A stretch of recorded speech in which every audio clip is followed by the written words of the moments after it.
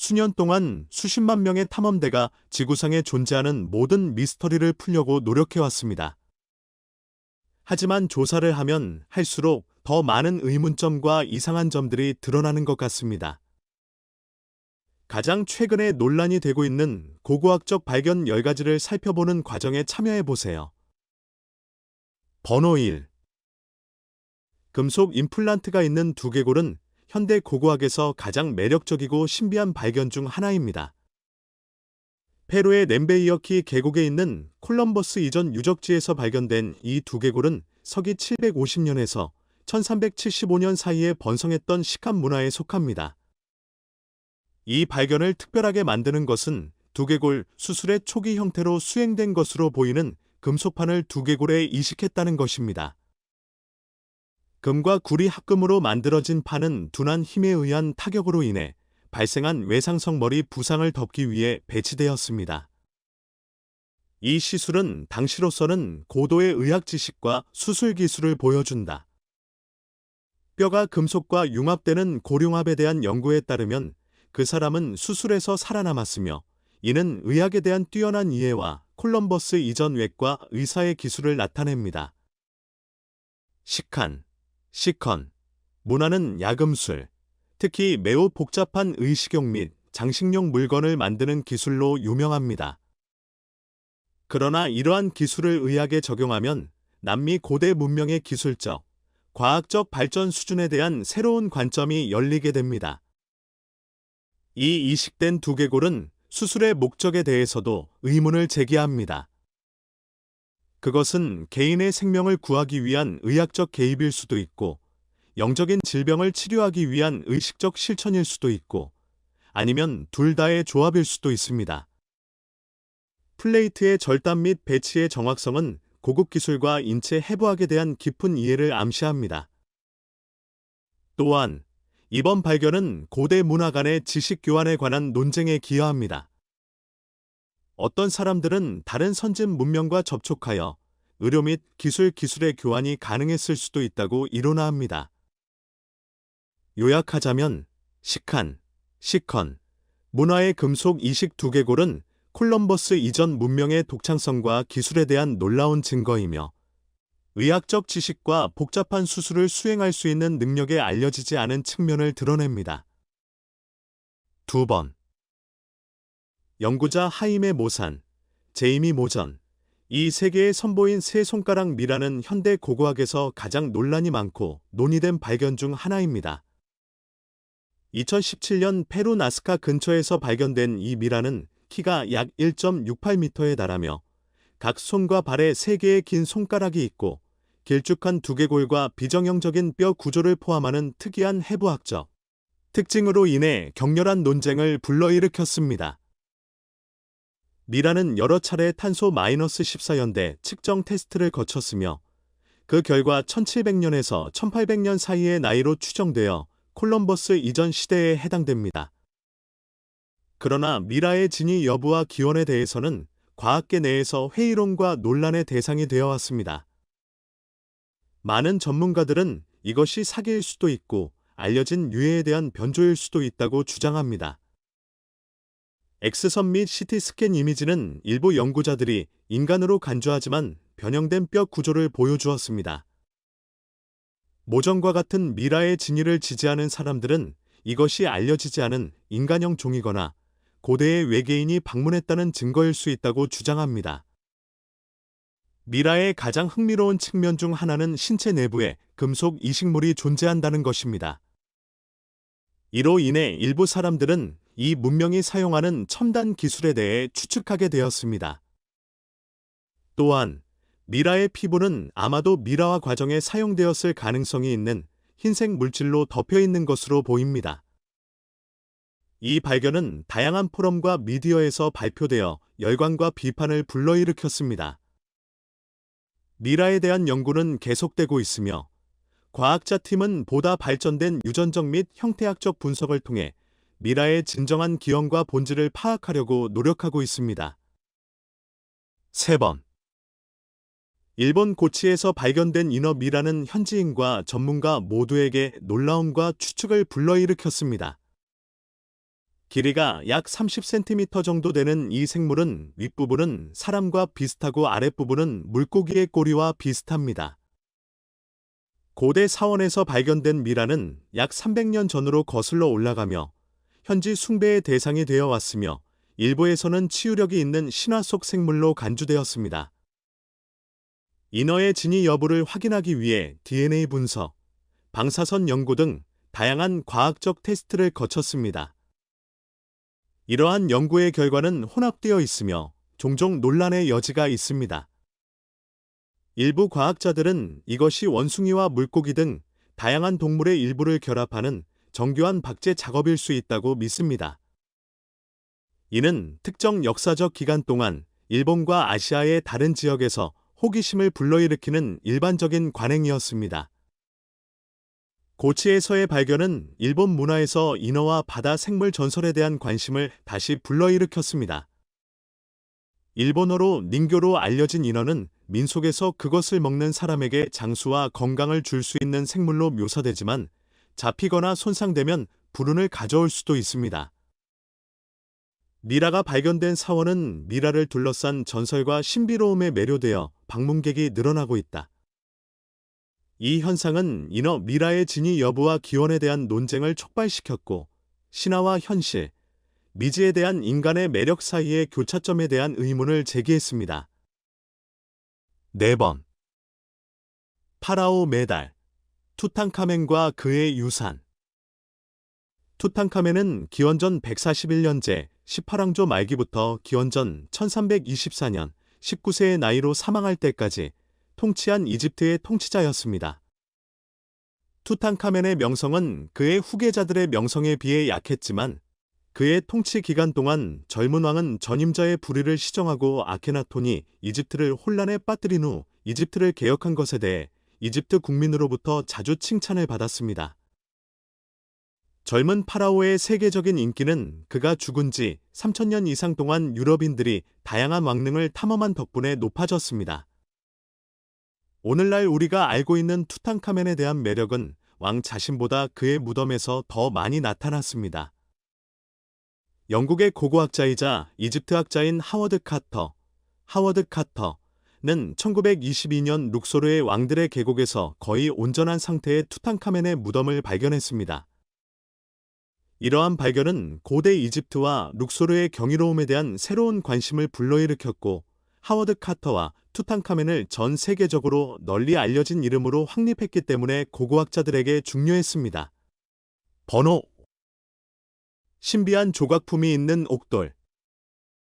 멕시코 베라크루즈 인근 푸에블라 외곽 주민들이 2017년 3월 회색 외계인과 비슷하게 큰 머리를 가진 인간형 존재를 나타내는 것으로 보이는 신비한 조각품이 있는 옥돌을 발견했습니다. 이 발견은 싱코레이도의 언론인 하비에어 로페즈 디에즈가 트위터에 보고했습니다. 전문가들이 연구한 돌에는 다른 세계의 존재와 마야 또는 아즈텍 문명 간의 실제 접촉을 나타낼 수 있는 조각이 있습니다. 이 유물의 진위 여부는 인근 동굴을 조사한 결과 확인된 것으로 보이며 그곳에서 외계 존재와 히스패닉 이전 문화 간의 만남 장면을 재현한 유적과 암각화가 더 많이 발견되었습니다. 회색 외계인을 닮은 존재와 우주선을 포함하여 문서화된 돌에서 다양한 조각 디자인을 볼 수 있습니다. 돌 중 하나는 타원형 물체를 들고 있는 존재와 옥수수 이삭을 가진 히스패닉 이전 추장이 있는 우주선을 보여줍니다. 발견자들은 이 돌을 첫 만남의 돌이라고 불렀습니다. 연구자들은 고대 지역 주민들이 외계인과 접촉했고 이를 암각화를 통해 기록했을 것이라고 제안합니다. 팀의 보안 책임자인 헥터 페발은 그들은 외계 우주선이며 무엇보다도 외계인이 마야인과 접촉하고 대화하고 교류했다는 것을 우리에게 가르쳐주고 있습니다. 라고 말했습니다. 번호 6. 2008년 뉴웨일스 대학의 과학자 팀은 뉴질랜드 오타고 중심부의 선댄스 근처에서 거대한 앵무새의 잔해를 발견했다고 발표했습니다. 중신새, 마이어신, 시대에 매우 다양한 새 화석이 발견된 것으로 알려진 지역입니다. 히라클리즈 인엑스펙트타 터스라고도 알려진 이 거대한 앵무새는 1900만 년 전에 살았으며 키는 약 1m, 무게는 7kg이었습니다. 과일과 때로는 새를 식단으로 삼습니다. 그 이름은 여러분에게 친숙한 것 같습니다. 그것은 그리스 신화의 영웅 헤라클레스의 이름이기도 하여 이 특이한 앵무새가 유난히 강하다는 것을 알려주기 때문입니다. 게다가 이는 예상했던 일이었지만 믿을 수 없는 발견이었습니다. 헤라클레스 이닉스펙타투스, 헤러클리즈 이닉스펙테터스는 날개가 그 엄청난 무게를 지탱할 수 없기 때문에 날 수 없다고 믿어집니다. 그러나 거대한 허벅지를 가진 이 앵무새는 나무 사이로 기어오르고 미끄러질 수 있었을 가능성이 있습니다. 번호 7. 모아스의 거대한 발톱.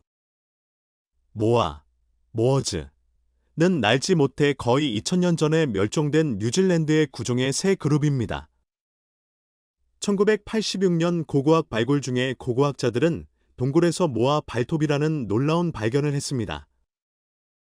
과학자들은 단순한 뼈가 아닌 근육과 피부가 고대 문화의 전형적인 미라시츠와는 달리 여전히 온전한 상태임을 발견했습니다.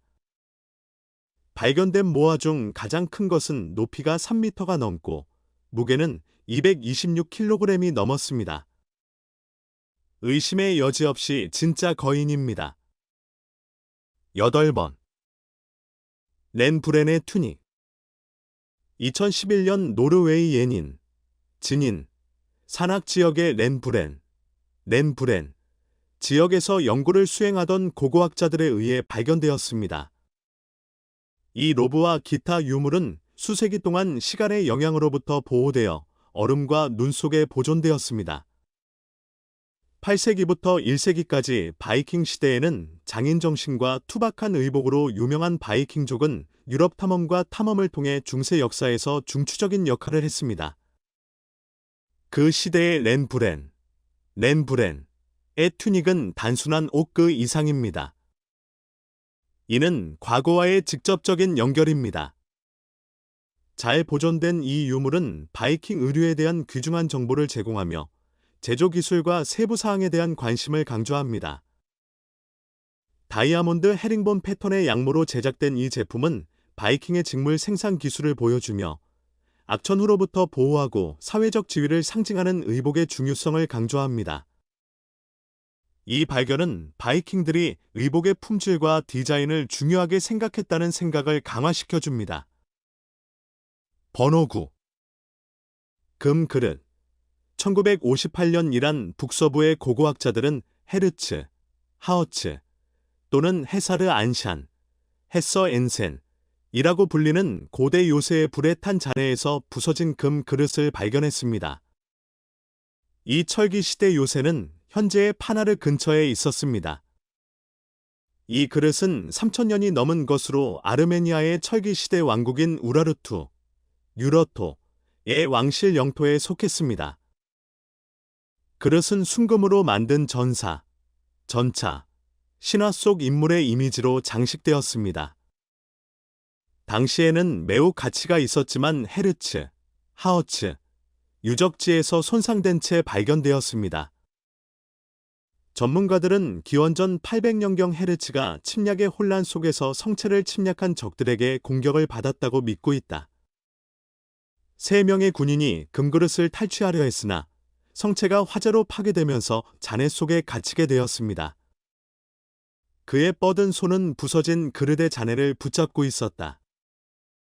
이 군인들은 영웅이 아니라 물질적 이익을 위해 목숨을 걸고 목숨과 보물을 모두 잃은 약탈자들이었습니다. 이 부서진 그릇은 전쟁 중에 약탈과 탐욕이 얼마나 위험한지, 그리고 그것이 종종 상당한 인적, 물질적 손실로 이어지는지를 상기시켜줍니다. 번호 10. 잔인하기로 유명한 바이킹은 강철로 만들어진 무기인 울프베르트검, 얼프버아이 소어드를 휴대했는데 이 검은 너무나 순수해서 오늘날에도 그 품질을 복제하기가 어렵습니다. 서기 800년에서 1000년 사이에 만들어진 약 171개의 울프베르트 검이 유럽에서 발견되었습니다. 이 검은 불순물이 거의 없는 금속, 즉 도관이 강철로 만들어졌는데 이를 위해서는 매우 높은 온도에서 철을 재련해야 했는데 이는 유럽에서는 수세기 동안 알려지지 않았던 것입니다. 얼프버아이 강철은 당시의 다른 검보다 3배 더 많은 탄소를 함유하여 더 강하고 유연하며 가벼워졌습니다. 이 수준의 순도와 탄소 제어는 산업혁명 이전에는 불가능하다고 생각되었던 위협이었습니다. 그러나 중세 대장장이들은 철에서 슬래그를 분리하는 데 필요한 온도에 도달하지 못했습니다. 전문가들은 바이킹 대장장이들이 시대보다 800년 전에 달성한 울프베르트를 만들기 위해서는 섭씨 1700도의 온도가 필요했다고 믿고 있습니다. 비록 그 제작의 비밀은 사라졌지만 현대 대장장이 리처드 퍼러는 매우 복잡하다고 묘사했지만 중세 기술을 사용하여 비슷한 검을 재현했습니다. 검에 새겨진 골버레트라는 이름은 여전히 수수께끼로 남아 있습니다. 전설적인 대장장이나 대장장이 가문을 상징한다고 믿는 사람도 있고 수도원이나 비밀 결사와 관련이 있을 수도 있다고 말하는 사람도 있습니다. 얼프버아이는 아마도 171개만 발견되었기 때문에 바이킹 엘리트의 무기였을 것입니다. 이 검을 만드는 데 사용된 기술의 기원은 알려져 있지 않으며 이로 인해 진보된 문명이 야금 지식에 영향을 미쳤다는 추측이 이어졌습니다. 얼프버아이라는 이름의 미스터리와 바이킹이 이 기술을 어떻게 획득했는지는 여전히 큰 고고학적 수수께끼 중 하나로 남아 있습니다.